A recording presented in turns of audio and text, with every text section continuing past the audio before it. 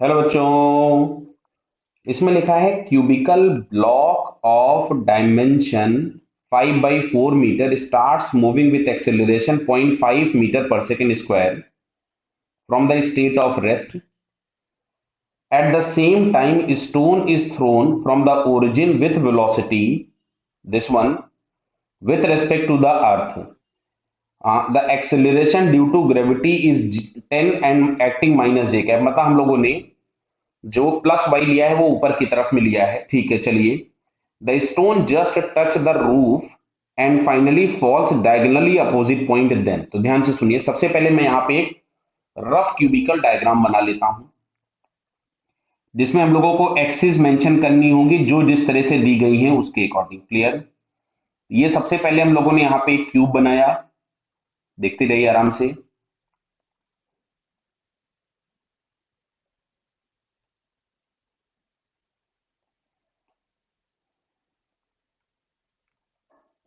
Clear बेटा? ये देखो, ये क्यूब बन गया अपने पास। अब इसमें जो X axis, Y axis, Z axis दिए हैं करस्पॉन्डिंगली हम लोगों को बनाना पड़ेगा।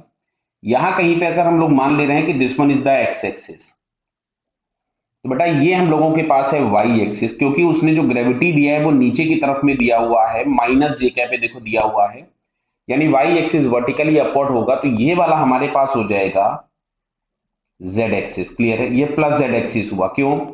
आई क्रॉस जे बराबर के से। क्लियर? अब सुनिए, पार्टिकल को हम लोगों ने इस पर्टिकुलर पॉइंट से प्रोजेक्ट किया ओरिजिन से, और ये डायगोनली अपोजिट यहां कहीं पे जाकर के गिरता है, और ये बोला गया है कि जस्ट जाता है और ये ऊपर वाले सरफेस को टच करता है, यानी जो इसकी मैक्सिमम हाइट होगी। अब ध्यान से सुनना इसको। एक्स एक्सिस के लॉन्ग जो भी होगा डिस्प्लेसमेंट, उसके लिए ये रिस्पॉन्सिबल है, वाई के लॉन्ग ये रिस्पॉन्सिबल है, और जेड के लॉन्ग ये रिस्पॉन्सिबल है। क्लियर? एक्स वाला वाई में कोई कंट्रीब्यूशन नहीं कर सकता है, ना जेड में कर सकता है। सिमिलरली वाई वाला केवल वाई में कंट्रीब्यूशन करेगा, एक्स और जेड में कुछ भी नहीं कर सकता। तो चलो, कुछ चीजें पहले हम लोगों को पता है वो हम निकाल लेते हैं। टाइम ऑफ लाइट हम लोगों को पता है, मैक्सिमम हाइट हम लोगों को पता है। मैक्सिमम हाइट कितना हो गया? जितना इसका साइड लेंथ गिवन है। क्लियर है? तो सबसे पहले अगर हम लोग यहां से निकालते हैं एच मैक्स, तो एच इज इक्वल्स टू हमारे पास मिलेगा जो वर्टिकल कंपोनेंट है, मींस ये वाला v2 स्क्वायर अपॉन 2g। क्यों? चलो एक काम करता हूं, मैं पूरा लिख के दिखा देता हूं आपको, कंफ्यूज अगर आप हो रहे हो तो। y डायरेक्शन में इनिशियल वेलोसिटी v2 है, y डायरेक्शन में एक्सेलरेशन -10 है बिकॉज नीचे दिया हुआ था। क्लियर? अच्छा, y डायरेक्शन में जो h मैक्स है वो है 5/4 मीटर्स। क्लियर? और h मैक्स है मतलब वहां जाकर के उसकी फाइनल वेलोसिटी 0 हो जाएगी। तो अब अगर हम यहां से लिखते हैं V square is equals to U square plus 2as, तो वी स्क्वायर हो गया 0, ये मिलेगा v2 स्क्वायर -2 इंटू 10 इंटू 5/4। तो 5/4 मतलब इससे ये हो जाएगा 2, इससे ही हो गया 5। तो यहां से हम लोगों को v2 बराबर मिलता है 5 मीटर पर सेकेंड। तो ये हमारे पास आ गया v2 5 मीटर पर सेकेंड, जो कि हम लोगों को ये दिया हुआ है सेकंड वाले ऑप्शन में, मैंने टिक कर दिया। ठीक है। अब अच्छा देखो, इसी से हमको टाइम भी निकालना पड़ेगा, क्योंकि एक्स एक्सिस और जेड एक्सिस से हम टाइम कैलकुलेट नहीं कर पाएंगे। क्लियर? तो यहीं पे ग्राउंड पे अगर लौट करके आ रहा है तो हम लोग लिखेंगे S is equal to U T plus half A T square. S is equal to U T plus half A T square, तो ग्राउंड पे वापस आ गया। u हमारे पास था v2t -1/2 10 इंटू टी का स्क्वायर, तो ये हमारे पास आ गया 5। तो यहां से हम लोग लिख सकते थे v2 इज इक्वल टू ये था 5t is equal to 5t square. तो t बराबर 0 है नहीं एक टाइम, हालांकि t बराबर 0 पे भी वो ग्राउंड पे था। तो यहां से t बराबर हमको मिला 1 second, mean time of light is 1 second. अब सुनना बात को ध्यान से, पार्टिकल जब यहां से गया इस वाले पॉइंट पे हिट किया यहां पे,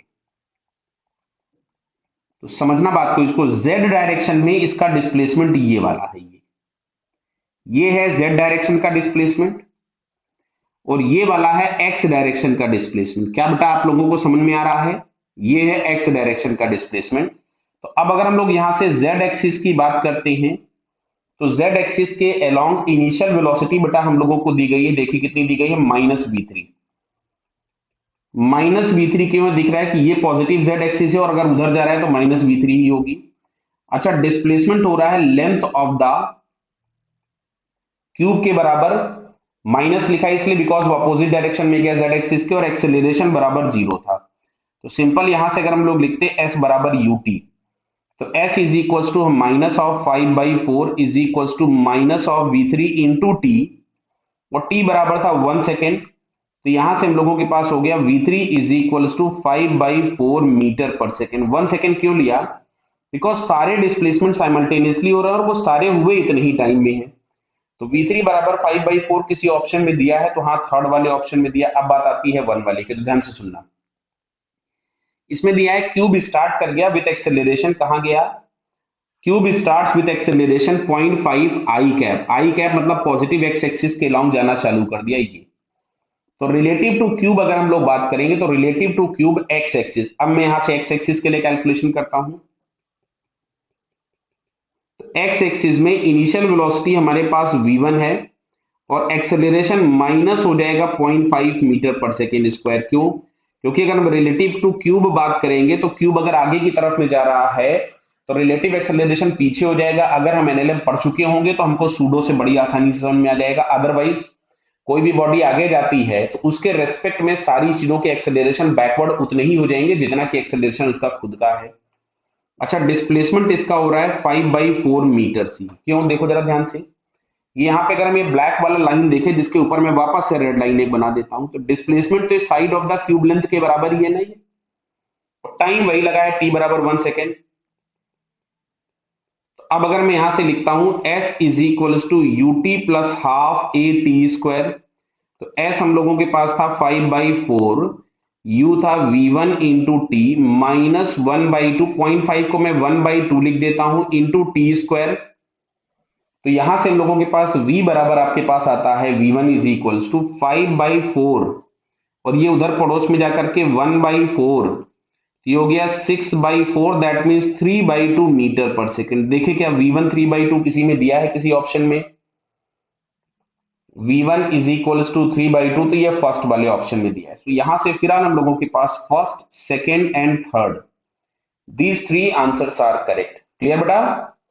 ऑल द बेस्ट।